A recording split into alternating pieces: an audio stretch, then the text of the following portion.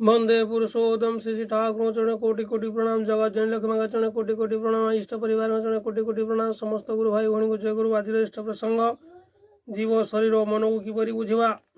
श्री ठाकुर पितृत्वर प्रकाश होउचे जीवर शरीर चेतन मसलार समावेश द्वारा शरीर गढ़ा होता है। आउ यही समावेश विभिन्न प्रकार होता है।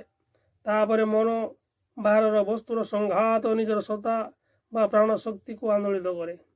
नाना प्रकार दाग बा वृत्तिमाला सृष्टि हुए। से सबुर समावेश घटु थाए मनीषर मस्तिष्क।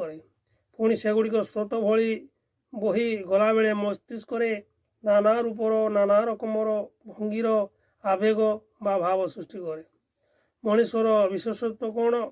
श्री ठाकुर जार मन विकसित ताकू कहती मनीष। मनीष माने मनर तरंग विशेष। शरीर परिवर्तन है बाहिक परिवर्तन जहाँ मन को आक्रांत करे ताहा आभ्यंतरण परिवर्तन ताहा मध्य शरीर को आक्रांत करे। आम जीवन में जहाँ किसी घटुची से सब तो इंद्र मान मध्यम घटे। मस्तिष्क तार गभीर छाप पड़ी थाए। तेणु कहती मस्तिष्क होउची चित्रगुप्तर खाता। यही मन को अख्तियार करने सहज नुहे। यही मन को अख्तियार करने सहज नुहे। तेणु तुमर सत्ता हेउची तुमर शरीर मन और जीवन दीपना। यही तीनिटीर वास्तव प्रकाश हेउची तुमर सत्ता। आ तुमे जहाँ सहित ओतप्रोत भाव जड़ित ताहा मध्य तुमर सत्तार परिधि भितर आसे। यथा तुमर परिवार परिजन घर बाड़ी जमीजमा चाकरी व्यवसायी सबकि सत्यानुसरण जे कथार कम काम बेसी से ही प्रथम श्रेणीर कर्मी। जे जेपरी कहे सेपरी करे से मध्यम श्रेणीर कर्मी। जे कहे बेसी काम कम से तृतीय श्रेणीर कर्मी। आउ जार कहबार भी आलस्य करिबार भी आलस्य से ही अधम।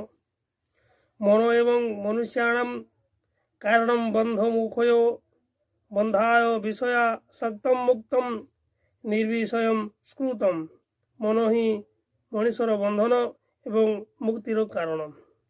इंद्रियासक्त मन बंधन युक्त एवं इंद्रिय अनासक्त मन मुक्त।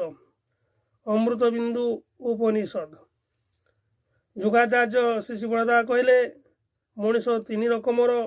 प्रथमत स्थूल बुद्धि संपन्न से माने आहार निद्रा और भोजन नहीं थांती।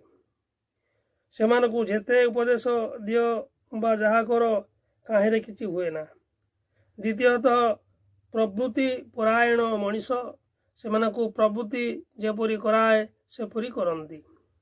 एमाने रज गुण संपन्न।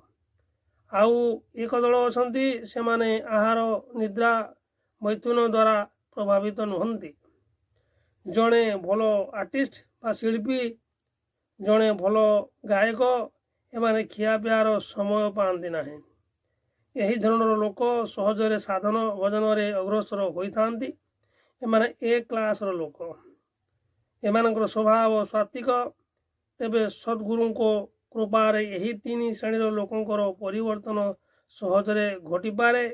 हाँ मनीष मध्य चारि प्रकार थांती।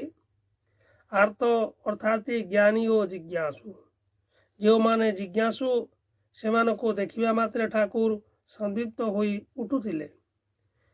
केते कथा तांको श्रीमुखरु निश्रुत हेउथिला। पुणी अनुरागी मानकु कहूतिले नाम कर भल करी नाम कर दंडे हेले भी नाम कर। ये सब कहूतिले आधार अनुजाई। आज एतिकी। पुणी परवर्ती वीडियो रे समस्त दर्शक बंधु मोर जय गुरु। ओम तत्सत। वंदे पुरुषोत्तम।